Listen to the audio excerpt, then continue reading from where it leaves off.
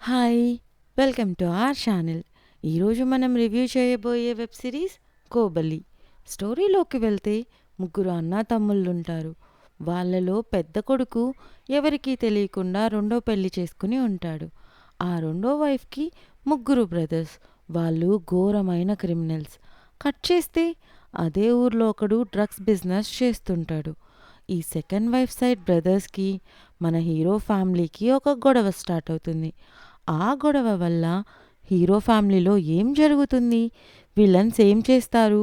ఫైనల్‌గా ఎవరి మీద ఎవరు రివెంజ్ తీసుకుంటారు? మధ్యలో ఒక ఎస్ఐ వస్తాడు.